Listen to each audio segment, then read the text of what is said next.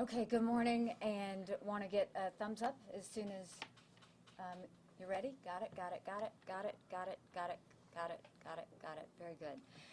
Good morning. So we have started early this morning. All of your agencies are hard at work and looking at what has happened. The first thing we did was get briefed from the National Weather Center to find out how the storm had changed overnight. It did slow down. It did move somewhat. They made it very clear that that could move back, and so we are not in stable territory yet. We're still kind of moving as the storm moves. We're still seeing a zigzag motion as we go forward. It is still a Category 2 or 3 that we are expecting will come within South Carolina. All of the South Carolina coast is within that cone, so it is still all subject to possible storm damage as we go forward. So because of the slowing of the storm, this is what we have decided to do in terms of the evacuation. The greater Charleston area, greater Charleston County area, and the greater Beaufort County area will go on with the evacuation at 3 o'clock. That will include the lane reversals of I-26. The other counties, Georgetown and Horry County, we are going to move the evacuation to tomorrow morning. So that's the change that we made going forward, so that we can go ahead and start the evacuation at 3 o'clock. I can tell you that National Guard's already mobilized. We have 700 traffic control points along the interstate. You'll see lots of law enforcement officers as well as guardsmen. We will have the comfort stations, which will have the bathrooms as well as water should anybody need it as they go through the evacuation. We are in the process. We have about 315 buses that are coming from Greenville as we speak to be in North Charleston at noon. They will be picking up Charleston residents and taking them to Greenville. And then I know that there's a lot of people who are trying to move and get into hotels. What we are seeing is that the hotels in the Midlands are booked for one reason or the other, whether it was the game or whether it was this is where they wanted to find. If you are looking for a hotel, we'd recommend you go online, Airbnb or Expedia, to find out what's open. There's plenty open in the upstate area still. Greenville, Spartanburg, there's a lot open. There's sporadic open in the low country, but the Midlands does seem to be pretty full at this point. With that, I think we are, I'm going to go ahead and open it up for questions and let you know that we will be having another press conference this afternoon just to give you an update on traffic and an update on everything else going forward.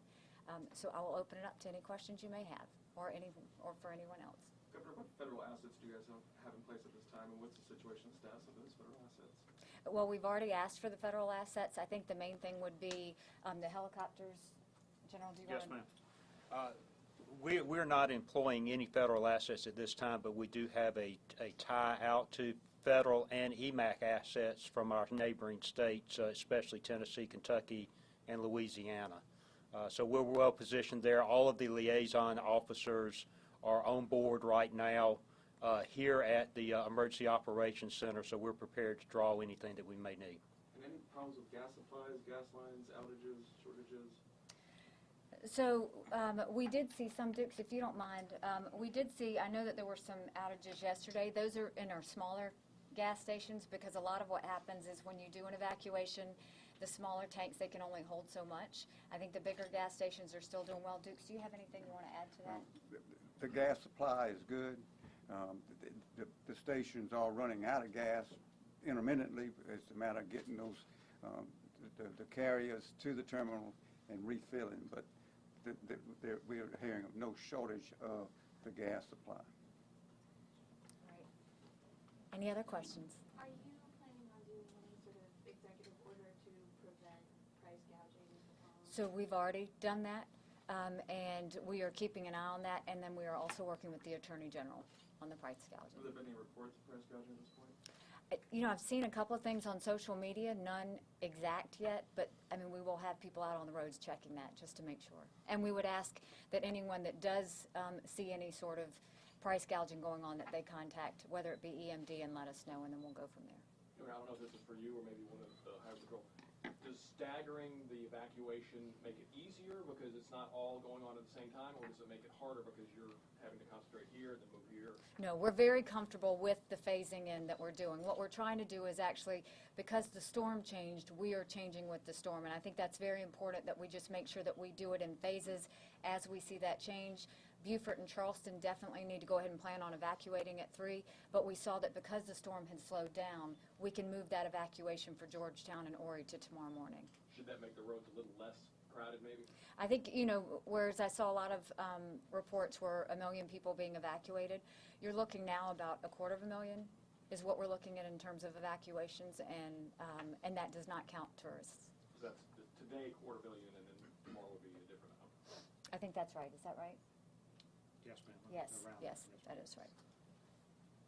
Any other questions? Will any lane reversals continue until this is over? Yes, so the lane reversals will start at 3 o'clock today. They're going to go ahead and start prepping for that. And then, Director, if you want to go ahead and talk a little bit about that. Thank you, Governor. Yes, the lane reversal is set for 3 p.m. this evening on the I-26 corridor going from Charleston to the Columbia area. And once we implement the lane reversal, they will run continuously. So nobody can get into Charleston? Oh, yeah, there are other options. One, if coming out of Columbia, you could take US 321 to Orangeburg to US 178 to Somerville to US 78 into Charleston. That's one of other options.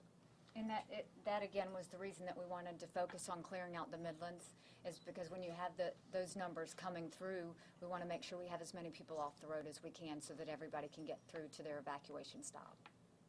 Do we know if there will be any shelters opening? So what we have done, so we've got the Emergency Management Division website that I'd like to go through with you. If you go to www.scemd.org, this is what you're going to see. You're going to want to click on Hurricane Matthew, and then you will see all of these things in this area. The Know Your Zone is very important, because if you are coming from any area, if you go and hit Know Your Zone, you put in your address, it will tell you exactly what your evacuation route is so that you know what you need to do. Also, the other part of that is it will list the shelters. We have shelters already ready to be staffed. So as soon as the North Charleston buses start hitting Greenville, we'll have 3 shelters up. I'm going to ask Director Alford if she wants to add any more to that. Yes, we'll begin that process at 1 p.m. today for anyone that wants to relocate to shelters in the upstate from the Charleston area or the low country. We also have 110 shelters that are available for up to 66,000 residents. So we're on standby for those shelters to open as we need them. Derek, do you want to put the map up? That way everybody can see exactly just those areas that, I mean, this is where our focus is right now. The entire cone is still filling up the South Carolina coast, but what we're trying to focus on is the lower parts, which I want to thank the people of South Carolina. I think they started evacuating last night. It was all over social media. It's a good thing when we all listen to each other and take care of each other, and I think we saw that last night. So that's going to be very helpful in the evacuation today. We ask everybody to please be safe. And for those of you that are wondering whether you should leave or not, I again will tell you that if you do not leave, you are putting a law enforcement officer or a National Guardsman's life on the line when they have to go back and get you. So we are trying to be extremely cautious. Our goal is to make sure that no lives are lost, that people get moved out safely, and that they get moved back safely. And so that's where we're going to go with the plan, but we will also have a press conference this afternoon and continue to inform the public on changes and things as the storm moves. We will continue to let you know. Governor, can you give me an update on medical evacuations? I know you all were talking about DHEC spearheading that. Any details about who's been evacuated so far, who's getting evacuated? Let Director Heigl. Just to clarify, the medical evacuation applies to facilities that DHEC regulates. And so we have a number of different categories of those facilities that are subject to the evacuation order in the zones that are identified. We have acute care hospitals, we have alcohol and substance abuse hospitals, nursing homes, daycare facilities for adults, residential treatment facilities, et cetera.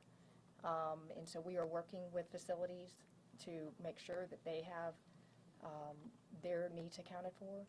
At this point, everything is going smoothly. And I don't think we've had any transportation requests at this time. We had one transportation request, which we've been able to meet. So there have been evacuations for medical issues? They're in progress. That's correct. That started yesterday. That's correct, at 3 p.m. Seeing as how we're still going to see such a significant amount of rainfall for the Charleston and lower areas like that, is there anything beyond the evacuation that you guys already have in motion or are going to set in motion in the next few hours? I mean, everybody is positioned, the National Guardsmen are positioned, our troopers are positioned. You've got 700 control points that we're going to have. This is something we're watching literally, getting updates every 3 hours, and so as that happens, but I will tell you, Team South Carolina positioned themselves beautifully in terms of being ready. We think that everything is going to go hopefully as well as planned. We just ask everyone to be safe as they travel and to also check on your neighbors, check on your family members. Take care of your pets, and just know that we'll continue to update as we go forward, but we appreciate the cooperation that everyone has given across South Carolina because it's made a big difference. Is any of this in response to the lessons you guys have learned from the flood last year? You know, the hurricane and the flood are very different. You know, the flood, we knew that there was going to be a rain cloud that came and just sat on us. That was 24 inches in 24 hours. It's hard to prepare for that. It's more in dealing with the recovery. With a hurricane, we can actually prepare and try and get more people out as we see where the storm's going to go. So what we're trying to do is be more accurate in terms of this, but also make sure that we're informing everyone so that they know what to do. All right, thanks guys, and we'll have another press conference this afternoon.